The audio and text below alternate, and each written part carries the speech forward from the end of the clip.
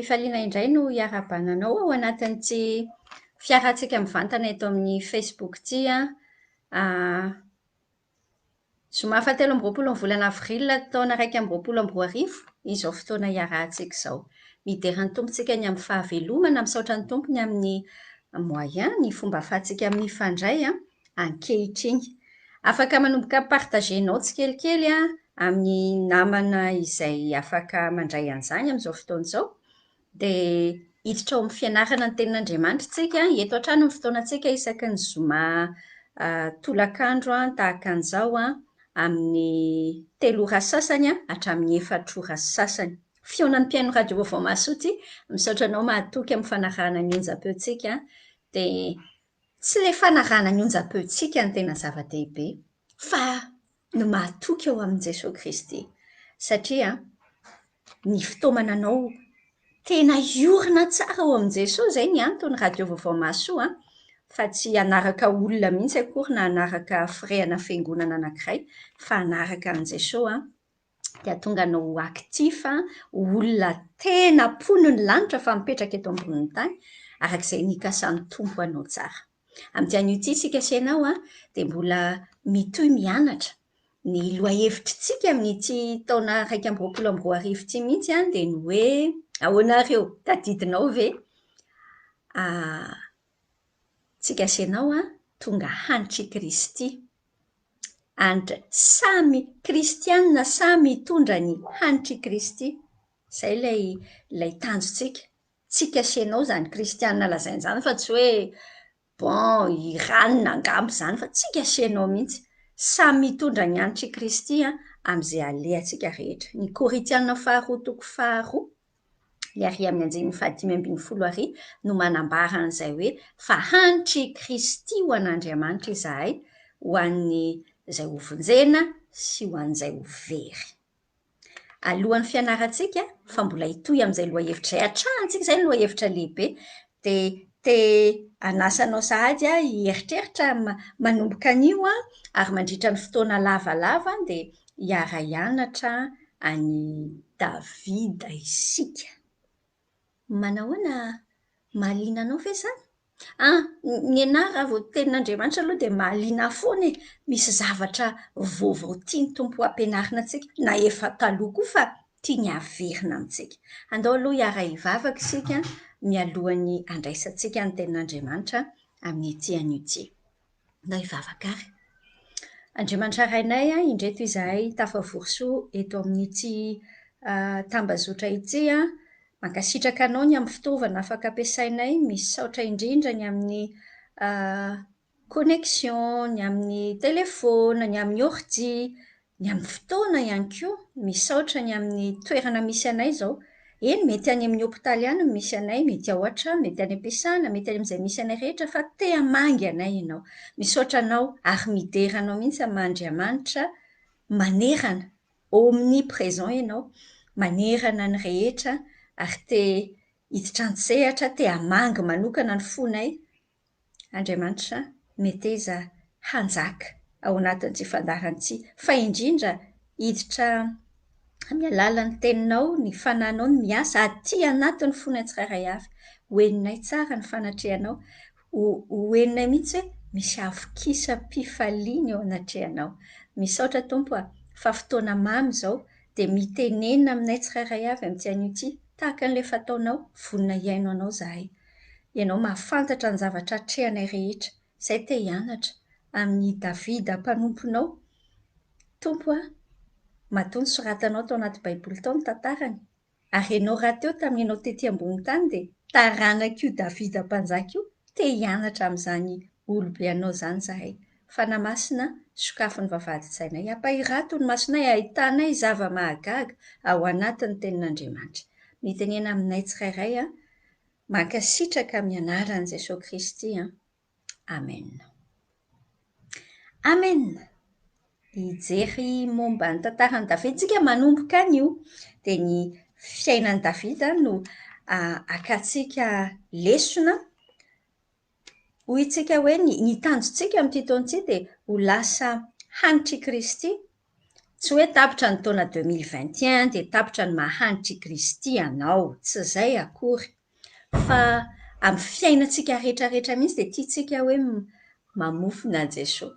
Vao mandalo ianao dia hoy ny olona hoe mamofona Jesosy iny olona iny, izay tanjontsika. Asa raha fantatrao fa Davida izany isan'ny olona tena nalaza. Fantatrao hoe verina impiry izany anarana hoe Davida izany ao anaty baiboly ao. Ny anaran'i Jesosy izao miverina any amin'ny 210 isa any, miverina 310 isa any ho any. Fa ny anaran'i Davida latsaka kelin'izay fotsiny. Any amin'ny 700 isa any ny fiverenan'ny anaran'i Davida. Ao aorianan'i Jesosy Kristy dia i Davida no anisan'ny olona malaza indrindra atao anatin'ity baiboly ity. I Davida io dia tandindon'i Kristy izy. Zavatra maro tamin'ny fiainany dia nanambarany Jesosy Kristy.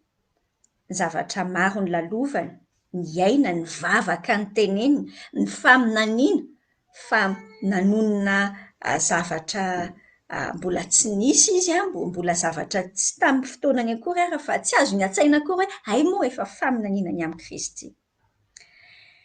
Fantatrao ve fa ao anaty baiboly ao Davida irery no olona tenenin'Andriamanitra hoe olona araka ny fony. Andao aloha raiso kely ny baibolinao, jerentsika senao ao amin'ny asan'ny apôstôly 7:12. Rehefa nitsahivina ny momba ny Davida dia i Davida no lambary eo amin'ny 2:20 ny jerentsika, asan'ny apôstôly 7:12 2:20. Izao ny voasoratra ao amin'ny anaran'i Jesosy hoe ary rehefa nanaisitra ny Saoly izy dia nanandratra ny Davida ho mpanjakany sady nanambara azy hoe za nahita ny Davida zanak' Jese, lehilahy araka ny foko izay hanao ny sitrapoko rehetra. Ianao ve sa? Ty Davida ity dia nambaran'Andriamanitra hoe lehilahy. Izy rehefa nahita ny Davida dia nahita lehilahy araka ny fony izay hanao ny sitrapony rehetra. Manahoana re raha izao izany tsika senao mandinika? Raha mahita anao zao Andriamanitra, raha mahita ve izy dia miteny hoe za mahita vehivavy anankiray any Itosy any, za zany aty Itosy mipetraka aty Antananarivo. Tsara be raha izany ny zavatra tenenin'ny Tompo hoe za nahita vehivavy anankiray, zanak'Ianina.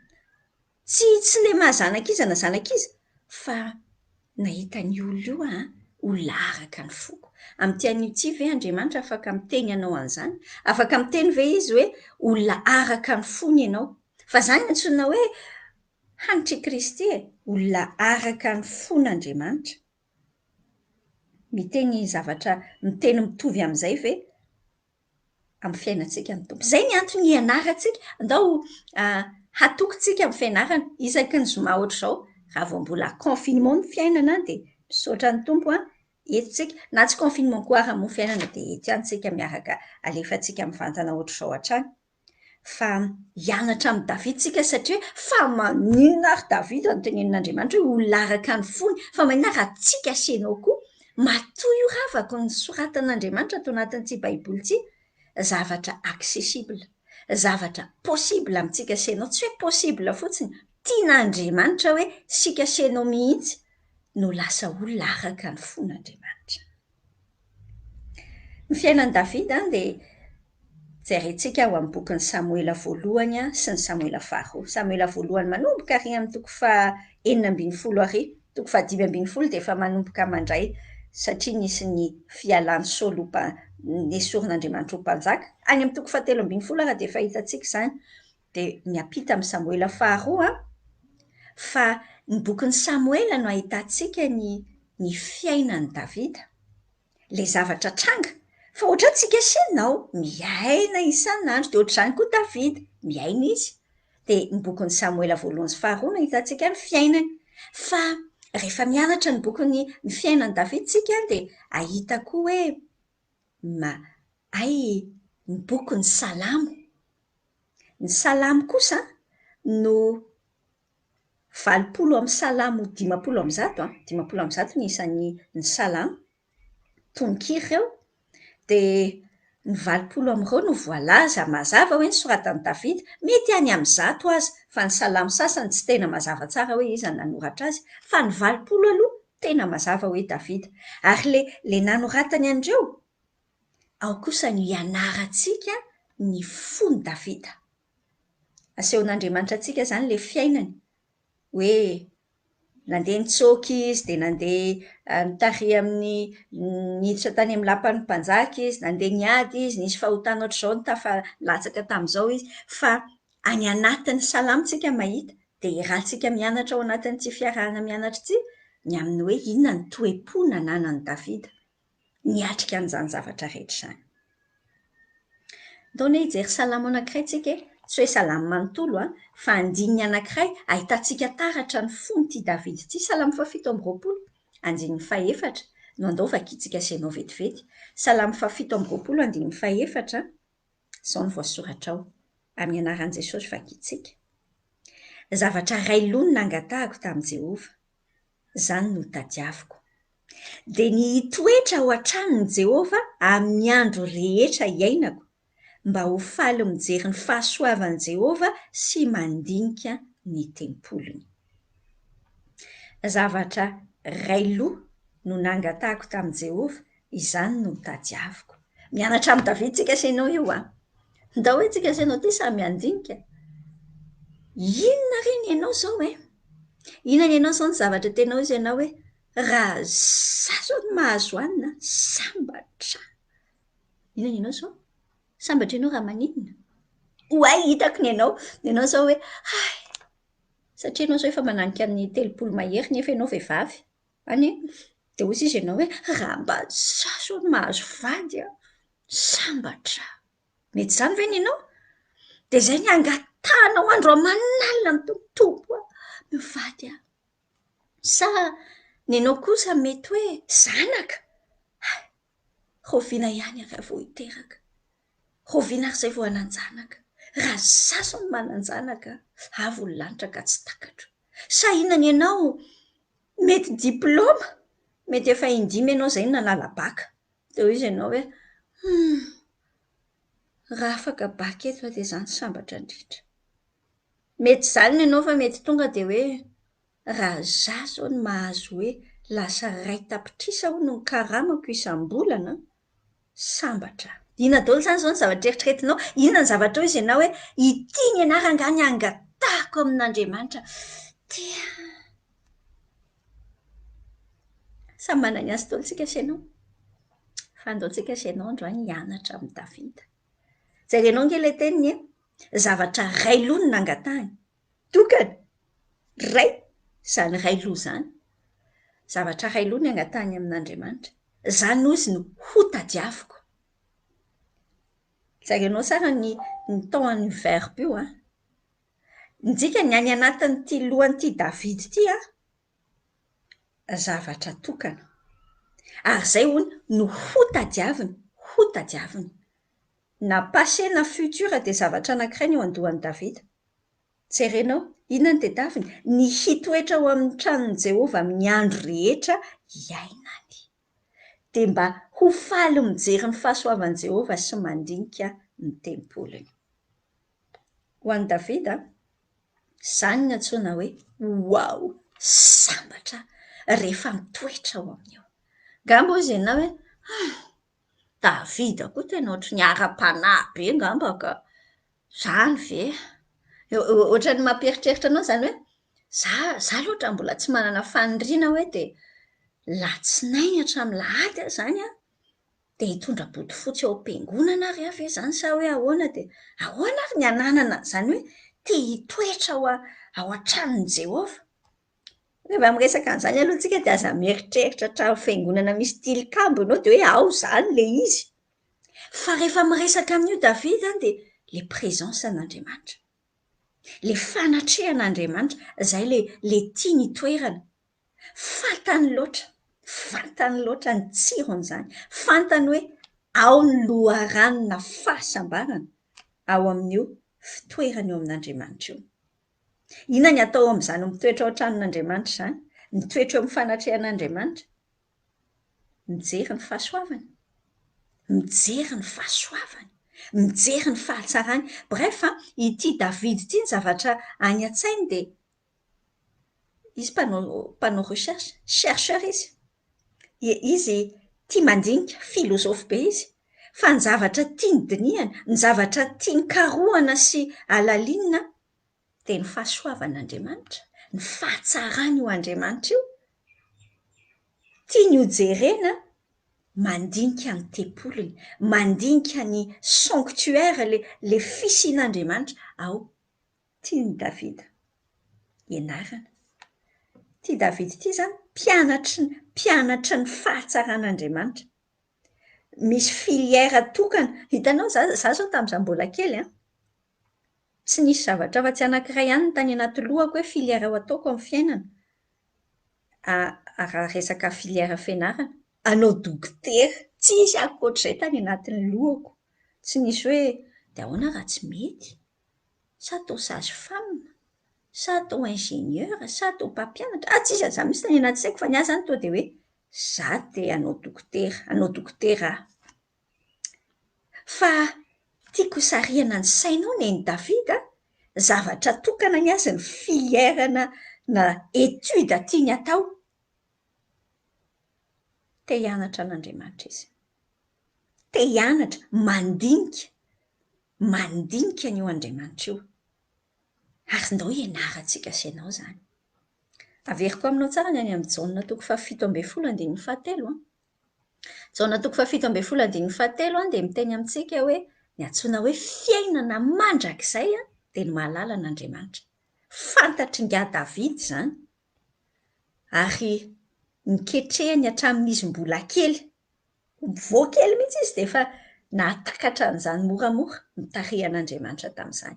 Ankehitriny tsika sy ianao, tsy haiko hoe firy taona ianao izao na firy taona fa izao ndao hianatra tsika sy ianao hoe Jesosy, izaho koa te ahita an'izany hoe ny satisfaction-ako, ny fahafampoako. Inona ny ianao ny fahafamponao lazaiko anao raha mbola tsy Andriamanitra ny mahafapo anao zato isan-jato, fa mbola misy zavatra hafa mahafapo anao ankoatran'Andriamanitra. Angalariny devoly foana, azo antoka be. Tsisy hevitra mihitsy. Raha mbola misy zavatra hafa mahasambatra anao, raha miteny ianao izany hoe sambatra rehefa manambady. Dia ety ihany aloha tsika sy ianao miodikodina eto. Mety hahazo an'ilay vady tokoa ianao fa rehefa tonga ny vady dia hoy izy indray ianao hoe mety saroviana ihany ary vao maty. Loso! Manahirana mihitsy ho fiainana. Indraindray ianao te hananjanaka mafy. Sambatra raha mananjanaka. Rehefa mananjanaka indray ianao dia roviana ary tia vao hanambady. Izany ilay raha olombelona. Tsy mety hafapo. Satria tsy natao hahafapo antsika ny zavatra ivelany. Andriamanitra ihany no mahafapo antsika zato isan-jato.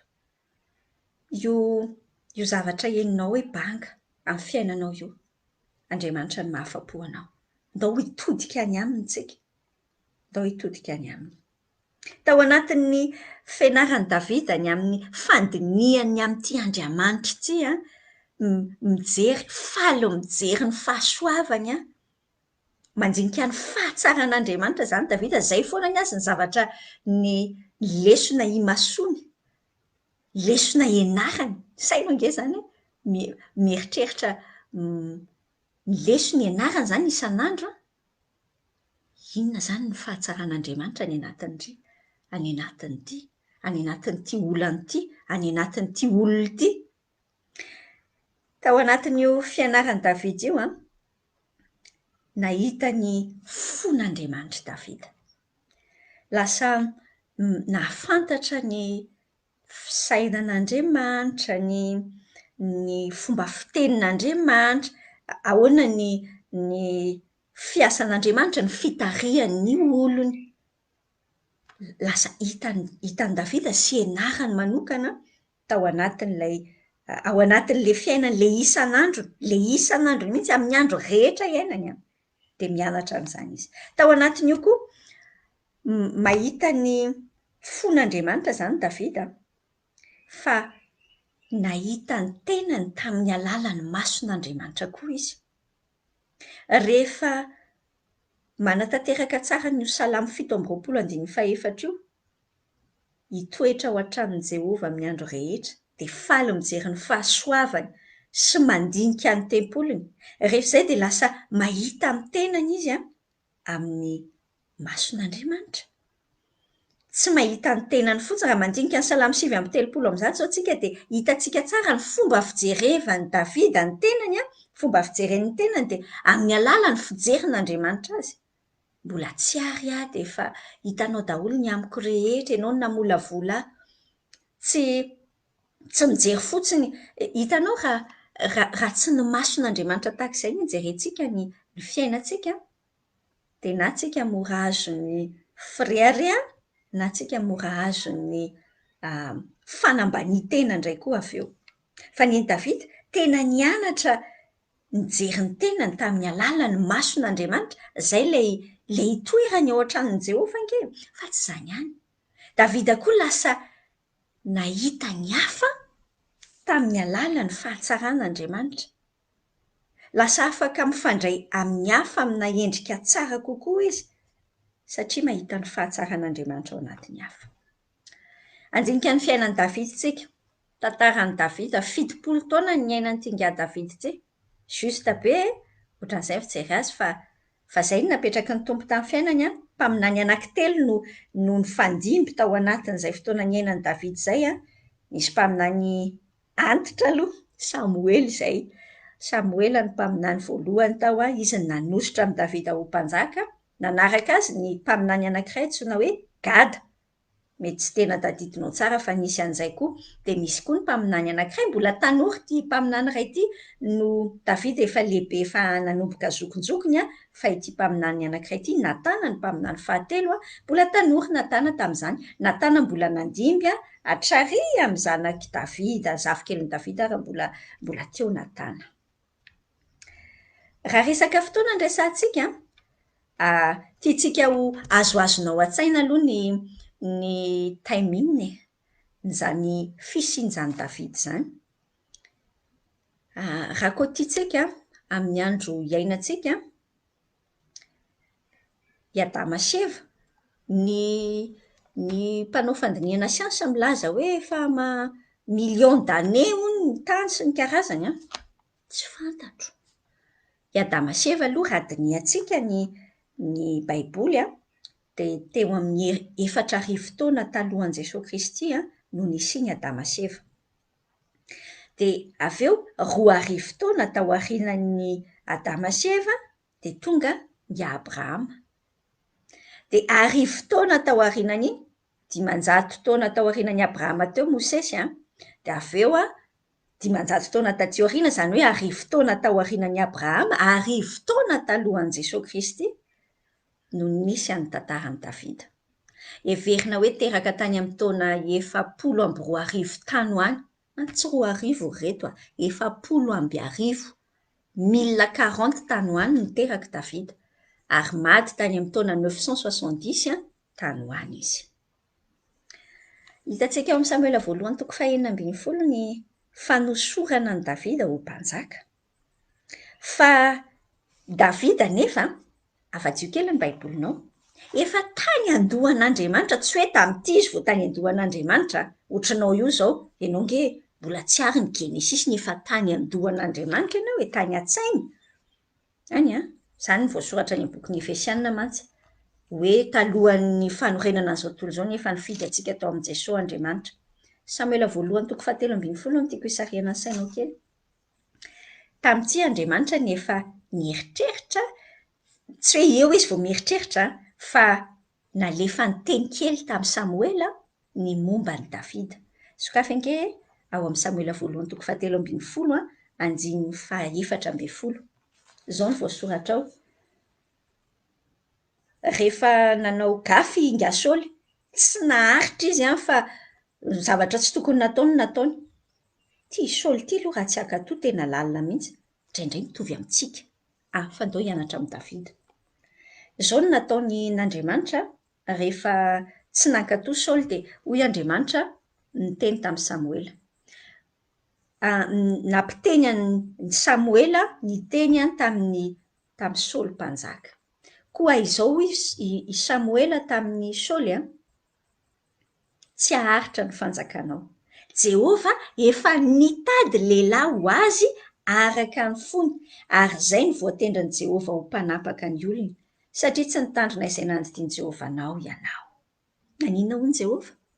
Nitady lehilahy ho azy araka ny fony. Izay no nataon'io Andriamanitra io.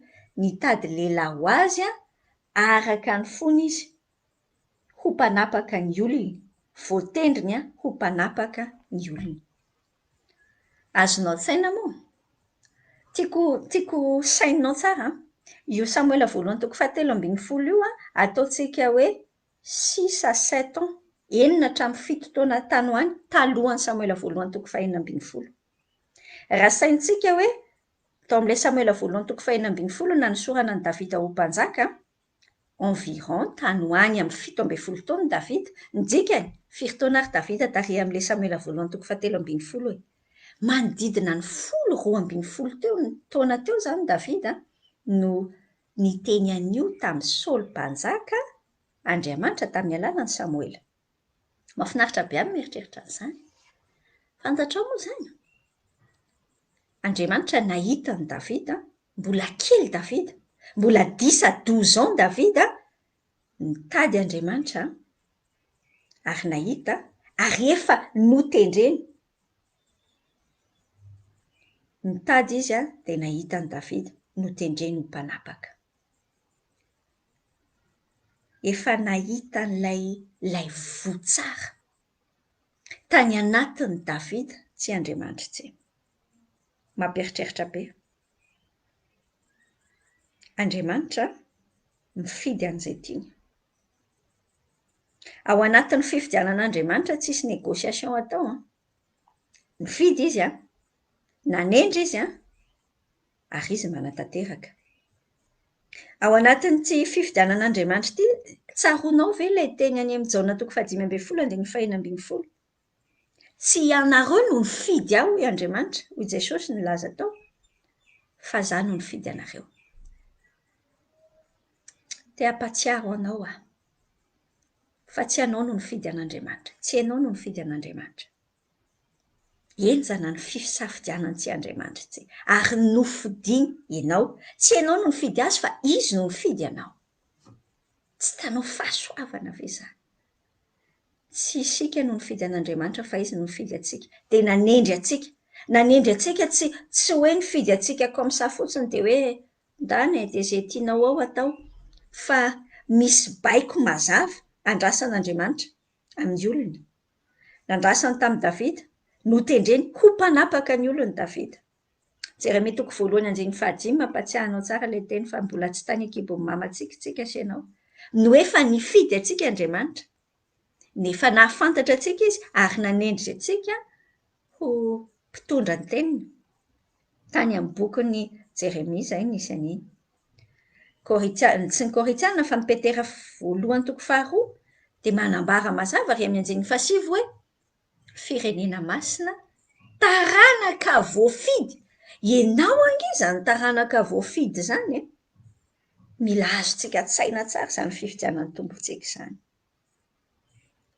Mampahery antsika ray aman-dreny koa io miferiverana an'izany hoe ay moa mbola voakely ary ilay olona efa fidian'Andriamanitra. Ny anjarantsika ray aman-dreny dia ny mitarika an'ireo zanantsika ireo ahafantatra an'Andriamanitra. Mivavaha ho any zanakao, mahatonga anazy ahafantatra ny fikasan'Andriamanitra ho anazy.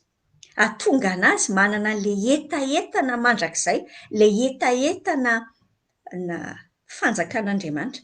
Problème générationtsika future, ny taranaka manaraka dia tena mazana resin'ny zavatra spontané, resin'ny zavatra eo no eo. Dia tsy taferitreritra ny ho avy, izay mihitsy ny fandrika tiany devoly hiaviany.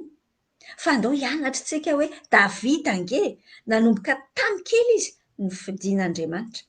Ary nofidian'Andriamanitra efa misy misy asa avy any amin'Andriamanitra, misy fifidianan'Andriamanitra tsy azontsika hivalozana, fa tany anatin'ny Davida koa misy fo nitady an'Andriamanitra. Mahatsiaro ny Kornelio any amin'ny asan'ny apôstôly tsika 7:10 manambara nanirahan'Andriamanitra amin'ny Petera tany amin'ny Kornelio satria hitan'Andriamanitra ity Kornelio tsy efa mitady azy ny foana. Vavaka ravako. Tena andao hivavaka ho an'ny zanantsika vao kely, vao manomboka any am-boky io zanakao io dia efa eto am-bavaka hoe Jesosy ho eto hahalala anao. Tsy mahalala fotsiny dia hoe manao sekoly alahady isan-kalahady izy ny tonga saina amina resaka Andriamanitra na rehefa hoe adino ny vavaka sakafo, tsy izay ka, fa tena misaina ny mandrakizay mihitsy, mieritreritra ho amoureuse sy amoureuse amin'Andriamanitra. Ihany zanako entiko ambavaka amin'izany foana isan'andro ny anatin'ny cahier de prière koa ny soratako any foana hoe Jesosy ataovy raiki-pity aminao ny any zanako. Andaontsika tsy ho kivy ary manomboka kely dia efa hivavaka, tena hivavaka ho an'ny zanantsika. Fa inona nga re izany hoe olona araka ny fon'Andriamanitra? Mitady olona araka ny fo koa hozy izy ny tenin'ny Tompo. Mitady olona araka ny fony io Andriamanitra io. Ary rehefa nahita ny Davida izy dia nahita olona araka ny fony izy, fa ohatry ny ahoana izany olona araka ny fon'Andriamanitra izany? Olona lava zipo be ve izany? Any tsy manina akory ny ziponao na lava aza, fa tsy midika ninona. Fa mety lava be ny zipo fa feno zavatra zordira be koa nefa ny fo. Fa inona ary izany ilay olona araka ny fon'Andriamanitra e? Olona milanja baiboly ve? Milanja baiboly. Izay ve? Sa olona manao hoe fahasoavan'ny Tompo aminao rahavavy? Izay ve no antsoina hoe olona araka ny fon'Andriamanitra? Tsy maintsy manontany an'Andriamanitra isika, mieritreritra hoe inona izany no antsoina hoe araka ny fonao Tompo? Inona ny andrasanao aminay e? Dia mandinika an'izany isika. Zarainao tsara raha mijery ilay asan'ny apôstôly 7:12-20 teo tsika. Ny olona araka ny fon'Andriamanitra dia izay olona hanao ny sitrapony. Sasatsasany. Izaho ve ilay izy? Tsy izay ka. Hanao ny sitrapon'Andriamanitra rehetra. Efa hainao tsara ny dikan'ny teny hoe rehetra. Afaka maka dictionnaire ianao dia mijery. Ny dikany hoe rehetra dia rehetra. Tsy hoe ilay sitrapon'Andriamanitra aloha rehefa eo amin'ilay zakako dia okey. Tsy izay. Fa ny olona araka ny fon'ny olona tediavin'Andriamanitra izany ary mitady an'izay olona izay izy. Ary moa hahita any amintsika sy ianao ve izy izao? Hoe olona hanao ny sitrapony rehetra. Ny olona araka ny fon'Andriamanitra dia olona vonona hiteny hoe eny. Amin'ny sitrapon'Andriamanitra sy ny fotoanan'Andriamanitra. Na amin'inona ny dikan'izany. Ary na rahoviana na rahoviana. Hitanao amin'ny Salamo 100. Salamo 119 io raisiko ataoko tahaka an'ireny slogan. Izao ilay tenin'Andriamanitra. Salamo 119 Salamon'i Davida. Izao no mahatonga an'ity Davida ity kay secret an'i Davida mahatonga azy olona araka ny fon'Andriamanitra. Ka izao ary ny teniny. Ny anao ny sitraponao Andriamanitra no sitrako ary ny lalànao no ato anatiko. Izany no mahatandindo ny Kristy an'ity Davida ity. Tantsaronao Jesosy?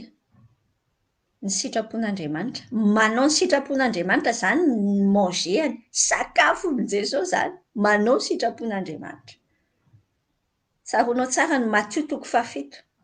Manambara amintsika 2:20. Fa tsy izay manao amin'Andriamanitra hoe Tompo, mahasina ianao. Atao daholo na rainaiza any an-danitra averina indroa intelo, averina daholo ity formule rehetrarehetra ity, dia atao daholo ity asan'Andriamanitra rehetrarehetra ity. Sao dia ianao mieritreritra hoe izay no antsoina hoe olona araka ny fon'Andriamanitra. Tsy voatery.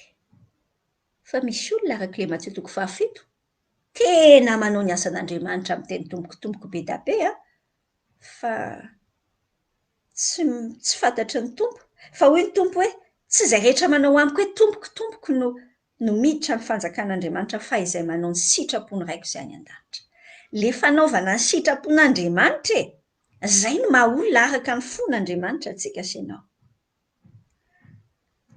Davida tena tandindon'i Kristy. Any amin'ny Hébreu 10:17 Kristy, Jesosy hitantsika taratra mamerina, miteny an'ilay teny mihitsy hoe le manao ny sitrapon'Andriamanitra io. Io ny fiainana io, Jesosy io. Ary kristianina ianao, mpanaradian'i Kristy izany tsika sy ianao ty. Dia andao akan'izay filamatra izay, hianatra amin'ny Davida tsika. Ny antsoina hoe olona araka ny fon'Andriamanitra dia olona mankatoa azy, fa olona manoka tena hianatra mikasika ny tsy hoe momba an'Andriamanitra fotsiny, fa hianatra an'Andriamanitra. Tsy hoe mahalala fotsiny hoe ohatran'izao hono Andriamanitra, fa le fahalalanao an'Andriamanitra iny misy fiatraikany amin'ny fiainanao. Variana mihitsy ny antsika mieritreritra an'ilay fiainan'ny kristianina. Inona ary ny tena fiatraikan'ny maha-kristianina antsika amin'ny fiainantsika? Efa ela ihany nge izay radiniana izao eto amintsika eto Madagasikara, efa 4 taona izany izay niditra teto ny Baiboly. Efa nalala Baiboly efa ela.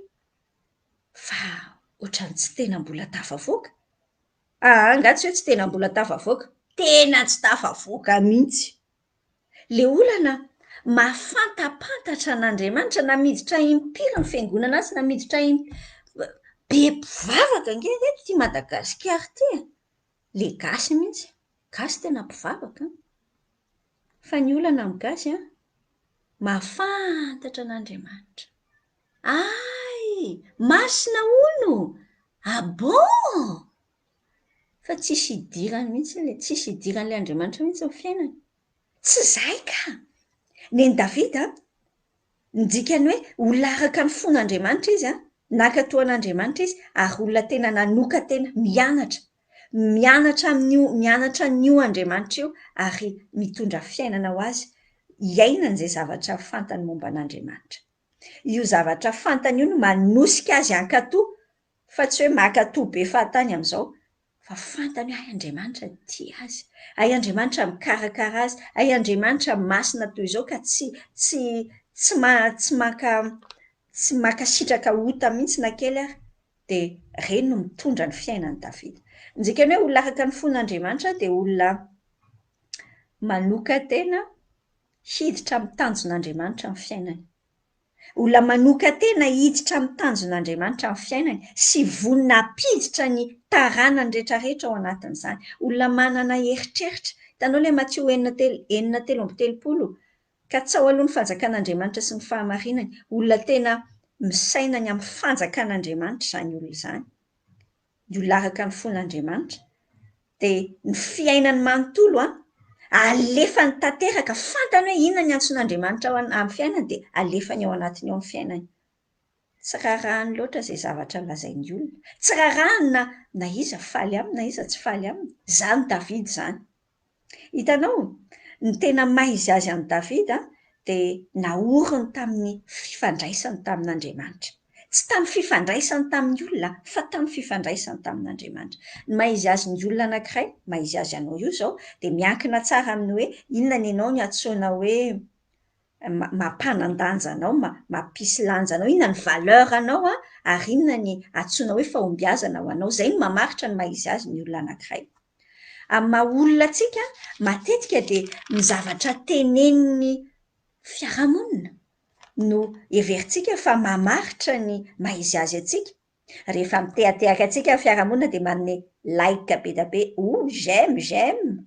Dia hoy isika hoe wow, succès be kosa ilay anona natao iny, jereo izao ny anona nataon'ny olona.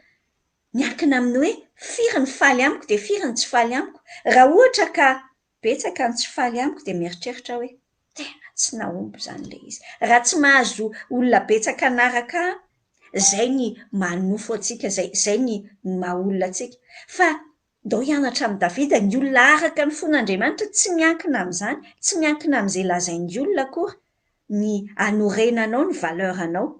Neny Davida, ny fahombiazany tena basé na hoe nataony fototra ny fahombiazany ny hoe ahoana ny eritreritr'Andriamanitra momba azy.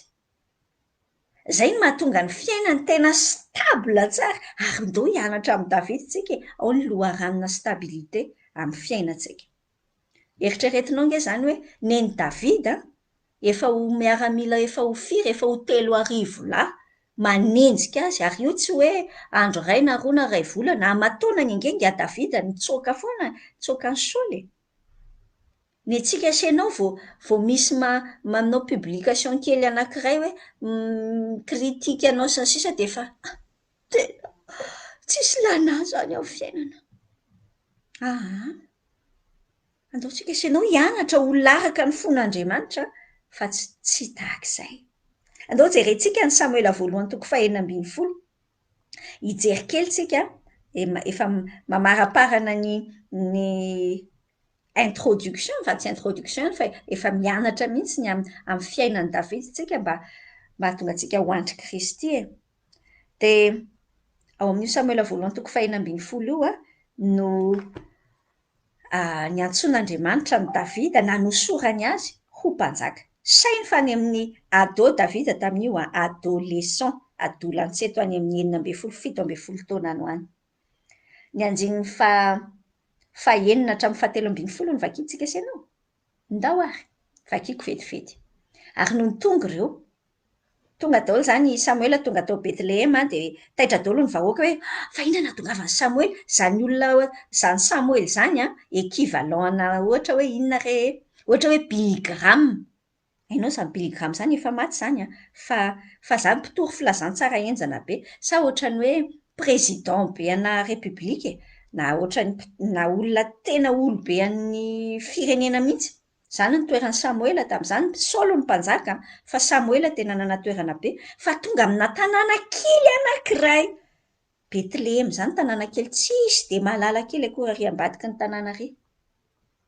Dia tamin'izany ny sahotaka ny olona hoe Samuela fihavanana sa manao an'izao ahatongavanao izao Samuel? Ndao e, fihavanana andeha hanatitra fanatitra tsika. Antsoy ny zanakao ry Jesse. Tonga teo amin'izay izany ny zanak' Jesse no nitonga ireo dia mijery an'i Eliaby Samuela ka nanao hoe ny voaositry Jehova tokoa ty eto anatrehany. Fa hoy Jehova tamin'i Samuela, aza mijery ny tarehany na ny ahavony tsanganany fa efa nolaviko izy. Fa tsy mba toy ny fijerin'ny olona ny fijerin'i Jehova fa ny olona mijery ny miseho eo ivelany fa Jehova kosa mijery ny fo. Ary Jesse niantso an'i Abinadaba ka nampandalo azy teo anatrehan'i Samuela. Zaza faharoa indray izany io, zanakinga Jesse faharoa. Fa hoy izy hoe tsy ity ny nofidian'i Jehova. Ary Jesse nampandalo an'i Sama indray. Nga izany ny fahatelo. Fa hoy izy hoe tsy io ny nofidian'i Jehova. Ary Jesse nampandalo 7 lahy tamin'ny zanany teo anatrehan'i Samuela. Fa hoy Samuela tamin'i Jesse tsy nofidian'i Jehova reto e. Ary hoy Samuela tamin'i Jesse fa tapitra eto avokoa ve ny zanakao lahy rehetra e. Dia hoy izy hoe nga misy sady mihoatroatra aloha. Mety hoe pratiquement ohatran'ny tapitra daholo fa techniquement mety mbola misy iray ihany. Azonao an-tsaina. Amin'ny lohany any an-tsain'i Jesse tahaka ny efa ireo daholo no izy, ireo ihany no azo atao mpanjaka. Fa tsy nieritreritra ny Davida izy. Sainy tsara izany ny fahalalany sisa any fa miandriondry izy e.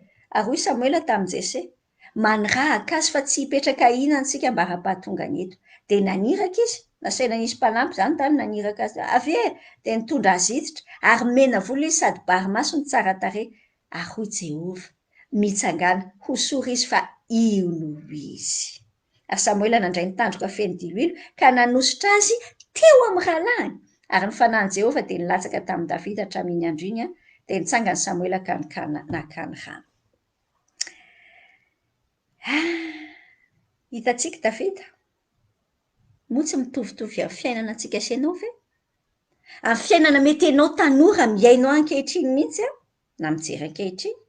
Mety misy fotoana ianao ao an-trano ao ohatrany tsy dia misy manisy siranao izany ny fomba fiteny izany ohatrany tsisy miraharaha loatra e.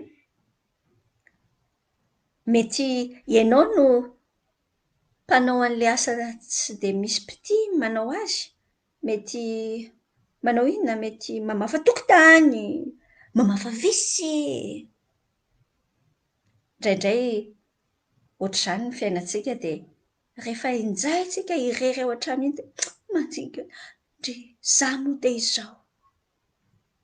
Davida, raha mijery ny salamontsika, raha mijery izao tsika any amin'ny salamo fahafito amby roapolo. Salamo fahafito amby roapolo, andininy fahafito. Ataony hoe jerentsika vetivety satria hoy isika hoe ao anatin'ny salamo ny ahitantsika taratra ny fiainan'i Davida. Salamo fahafito amby roapolo dia izao ny voasoratra ao amin'ny andininy fahafito. Hatramin'ny andininy fahafolo ary ny jerentsika. Mihaino Jehovah fa mitaraina mafy aho, ary mamindra fo amiko ka valio aho. Raha hoy ianao hoe tadiavinareo ny tavako dia hoy ny navalon'ny foko. Eny ny tavanao ny tadiaviko Jehovah, aza manafina ny tavanao amiko, aza mandroaka ny mpanomponao an-katezerana, efa famonjena ianao, aza manarina mahafoy ary Andriamanitra ny famonjena. Andininy fahafolo amin'izay, fa ny raiko aman-dreniko efa nahafoy ahy, fa Jehovah kosa no nandray ahy. Mampiratra ny lohantsika izany masontsika. Ary tia David tia nanana tantara familiala be mihitsy. Mety naheno voahilikilika izy tao an-trano. Mety hiainanao izany amin'izao fotoana izao. Mety mipetraka amin'ny eny-toanao ianao sa amin'ny inona dia indraindray tsy mahita fitiavana mihitsy. Raha mijery any amin'ny salamo fahasivy amby enimpolo tsika, ary amin'ny andininy fahavalo ary, izao ny voasoratra ao hoe efa vahiny amin'ny rahalahiko aho, eny efa oloko azy amin'ny zanaki neny aho. Mety tsy nahatsapa hoe tena nisy tao amin'ny piraita-po tao misy tsy nahatsapa tena fitiavana avy amin'ireo zokiny lahy ireo izy. Ny hitantsika ary izany rehefa hianatra ny Davida sy Goliath tsika ny manaraka, mbola hitantsika tsara ny tenin'ny Eliaba taminy. Fa mampahery antsika sy ianao izany fa ny fifidianan'Andriamanitra tsy miankina amin'ny hoe bonne famille ve ianao sa jereo izao Davida avy any Betlehema lavitra tany, miaraka amina les circonstances ny enfance sy ny adolescence mihitsy tena tahaka ny hoe dia mpiandriondry mpiandriondry. Izany asana mpiandriondry izany ny asa tena ambany tamin'ny fiainan'ny zanak'Israely. Ny asa tena ambany. Misy fotoana ary tsy afaka miditra any amin'ny tempolo ny mpiandriondry. Misy fotoana ohatr'izany. Tena ambany izany ho an'ny zareo. Fa izany no nahitan'Andriamanitra ny Davida, nofidiny avy tany an-tsahany tany Davida. Nofidiny. Ny zavatra hitantsika dia ity ianao tsy mila manao ketrika be ianao mba hahitan'Andriamanitra anao e. Indraindray tsika misy olona miteny indraindray hoe andraso aloha hiova kely dia izay vao hivavaka amin'izay. Any amin'ny Romana toko 5 manambara amintsika hoe amin'ilay mampanotantsika iny mihitsy. Iny mihitsy ange nahatongavan'i Jesosy hamonjy antsika e. Dia any amin'ilay misy antsika, any amin'ilay maimbomaimbo ondry kely any, azonao an-tsaina. Any mihitsy ny alain'ny tompo ianao. Alain'ny tompo avy any ianao. Hitan'i Jesosy io misy anao io. Aza te hiketrika anao pôzipôzy ivelany raha hoe dia amboariko ohatr'izao mba ho ankasitrahan'ny tompo aho. Be da be ny olona reraka miketrika hoe ahoana re ny ataoko mba azahoako sitraka amin'Andriamanitra e. Ny azahoanao sitraka amin'Andriamanitra dia ny fanekenao amin'ny toerana misy anao io hoe Jesosy maty ho anao. Raisinao anao io Jesosy io dia ankasitrahan'Andriamanitra ianao. Tsy miankina amin'ny hoe mankany amin'ny fiangonana izao ianao vao mety, na manao akanjo ohatr'izao ianao, na manao paozy mandohalika ohatr'izao. Fa io fonao io, rehefa misy Jesosy, hitan'Andriamanitra ao anatin'ny fonao dia ankasitrahany ianao. Io Andriamanitra io dia manomana, tahaka ilay tenenin'i Davida ao amin'ny salamo fahatelo amby roapolo, manomana mamelatra latabatra eo mason'ny fahavaloko ianao ny tenin'i Davida any. Jerenao tsara ange teto e. Davida aloha tany anatin'ny toerana tany an-tsaha izy ny tany natsoina.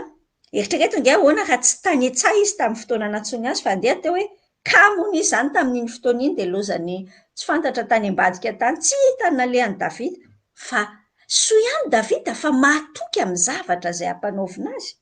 Zavatra tsara tarehy ianarantsika amin'ny Davida izany, ary mbola ho ianarantsika foana ao anatin'izao fianarantsika hatrany amin'ny volana jona mihitsy isika mbola mianatra an'ity ty Davida ity. Fa zavatra tsara tarehy aminy dia mahatoky amin'ny kely izy.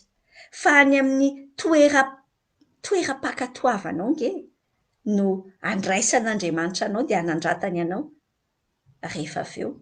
Manaiky ny antson'Andriamanitra amin'ny fiainany dia ampiasain'Andriamanitra ny circonstance, ampiasain'Andriamanitra ny tranga miseho, miasa tsara mihitsy ilay tenin'Andriamanitra ao amin'ny Romanina 9 ary fantatrao moa fa iny ampiasain'ny olona fatany amin'izao fotsiny fa hitanao ilay 9:7-20 hoe fa ny zavatra rehetra miara-miasa soa izay tian'Andriamanitra dia izay voantso araka ny fikasany rahateo. Mahafinaritra be ny mieritreritra fa rehefa voantson'Andriamanitra ny olona anankiray, mamaly an'izay antson'izay izy dia mampiasa ny zavatra rehetra Andriamanitra. Hoy ato aminao hoe tany amin'ny 17 taona tany Davida no voahosotra ho mpanjaka, fa i Davida tsy mpanjaka raha tsy 30 taona. Fantatrao moa izany? Misy an'izay laps de temps be izay, ary ny fiainanao ankehitriny ilay iainanao io mety misy an'izay, mety ao anatin'izay période izay mihitsy ianao. Efa misy antson'Andriamanitra ianao ny fiainanao nefa ohatran'ny mbola tsy mety tonga any ianao fa inona ihany ary ity. Izao no teniko aminao mandao hatoky amin'io, amin'izay hametrahan'ny tompo anao mahatoky. Fa rehefa natsoin'Andriamanitra ianao, efa omen'Andriamanitra ny ilainy ianao, izay ny fanahy no mameno anao. Ary ndao hianatra hijery tahaka ny Davida, mijery ny mandinika ny fahatsaran'Andriamanitra. Teto amin'ilay 9:20 teto rehefa iny izany Saoly mpanjaka fa lasa misy fanahy ratsy tao anatiny dia misaina ry zareo hoe raha misy olona mitendry zavatra tsara izao, mozika tsara dia afaka izany. Dia nisy zatovo kisendrasendra fe, tsara vitana ve ngia Davida? Tsisy resaka vitan'izany amin'Andriamanitra, amintsika kristianina, fa fandaharan'Andriamanitra tsara izany dia nahatadidy an'ilay Davida ilay zatovo hoe Davida neka olona ohatran'izao dia tiako hitanao tsara mihitsy ny fitadidian'io zatovo io an'i Davida, hisaintsainantsika hoe mba inona re ny hitadidiavan'ny olona anao ty indrindra isika tanora. Iny za tsy dia hoe tanora be intsony fa ianao tanora, inona ny pasiporinao amin'izao tontolo izao? Hoe maninona sy maninona ianao? Neny Davida ohatr'izao ny azy ny pasiporiny, izao ny ahafantaran'ny olona azy. Olona zanak'i Jese Betlehemita izy mahay mitendry izy sady lehilahy mahery mpanafika mahay mandahateny lehilahy tsara tarehy, ary Jehova momba azy. Afaka miteny an'izany ve ny olona rehefa mahita antsika? Izany ny olona mamofona Jesosy ny ohatran'izany. Dia mba ohatr'izany koa tsika fa hitantsika hoe misy providence, misy fitantanan'Andriamanitra mahagaga mihitsy teo amin'ny fiainan'i Davida. Rehefa voantso nosorana ho mpanjaka izy, verina ny androndra izy aloha. Fa tany am-piandrasany nondry tany izy no natsoina hoe ndao ny hitendry zavatra ry amin'ny lasa nakany Gibea, tany Gibea izany ny ambotsi-rohatra tamin'izany tany Saoly mipetraka. Tafakatra tany amin'ny lapy izy mitendry zavatra. Fa rehefa tonga tany izy dia jereo nke ny faveur amen'Andriamanitra azy, ary i Saoly Davida tonga tany amin'ny Saoly ka nitoetra teo anatrehany ary tiany indrindra. Ka dia lasa mpitondra ny fiadiany. Ary Saoly naniraka tany amin'ny Jesosy hoe masiny ianao velao Davida hitoetra eto anatrehako, fa efa mahita fitia amiko izy. Mahavariana be ihany zavatra ohatr'izany. Andriamanitra miasa ao anatin'ny fiainantsika. Petit à petit, tsy kelikely. Aza maimaika ianao dia indraindray ianao savoritaka be ny lohanao rehefa tsy araka ilay eritreretinao ilay zavatra. Fa aza maimaika fa andao ao anatin'ilay fotoana, amin'ny fotoanany tompo tsara, amin'izay misy ianao. Klasy première ianao izao, ataovy tsara mihitsy eo fa aza manonofo be ny any amin'ny doctorat any fa meteza mahatoky ao anatin'ilay izy, mahatoky ao anatin'ilay ametrahan'ny tompo anao.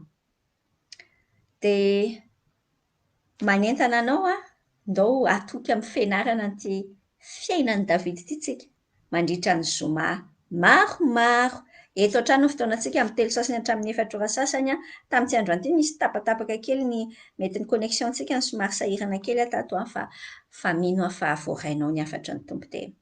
Andao olona araka ny fon'Andriamanitra e, mba ho tena toy izany tsika, ho marina amintsika hoe nahita ny Antina, zanaky Marty Hervé, fa tsy maninona sao dia ianao mantsy mieritreritra hoe tsy maintsy zanaky Marty Hervé ihany vao mety izany.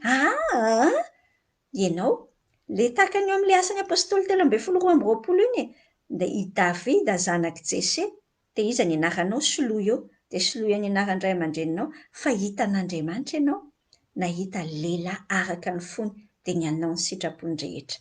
Ho tanteraka amintsika senao izany dia ho andry Kristy ho an'Andriamanitra tokoa tsika. Dao hivavaka, ametrahantsika an'izany eo anatrehan'ny tompo. Andriamanitra rainay amin'ny anaran'i Jesosy Kristy no ankasitrahanay ianao anafanay niaraka nianatra ny fiainan'i Davida tamin'ity an'io. Misaotra indrindra tompo. Ny amin'ny nanoratanao an'io mpanomponao io, teneninao hoe ho araka ny fonao, misaotra fa asa fananao aty anatinay no mampangetahetanay, te ho araka ny fonao koa. Andriamanitra miasa aty anatinay rehetra. Jesosy saingy te hanao ny sitraponao fa misy fotoana tsy mahay manao sitraponao afa-tsy izay metimety aminay izay. Tsy te ho izany izay tompo fa tena hoe ny sitraponao rehetra no tianay atao amin'ny fiainanay. Feno ny fanahinao ary izahay. Feno ny fanahinao ny tsirairay dia andeha amin'ny fanahy izay dia tsy ahatanteraka ny filan'ny nofo. Andriamanitra miasa amin'ny fiainanay. Mety misy manilikilika anay tokoa mety ao amin'ny fianakaviana akaikinay ao, mety tsy manilikilika fotsiny fa mety misy manao sotasota mihitsy aza. Omeo anay ilay fo tahaka ny fon'i Davida miantoraka any aminao amin'ny fotoana rehetra. Miantoraka any aminao.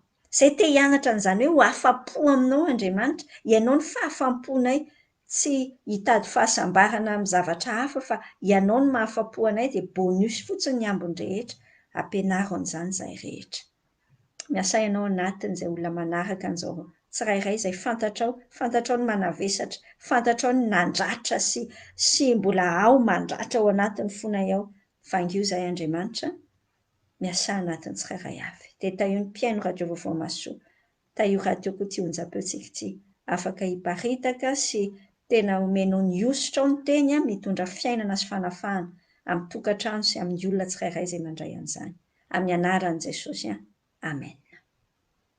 Hatreto ny fiarahantsika somary lasa vidéo anankiroa tsika fa tsy maninona, azonao jerena amin'ny sitantsika, amin'ny page ny radio vaovao Masoa, dia hivadika any amin'ny YouTube koa izy rehefa vao afaka vita mamboatra kely dia ohatr'izao hatrany ny fotoanantsika, tahin'ny tompo ianao. Eny ary, fiadanana.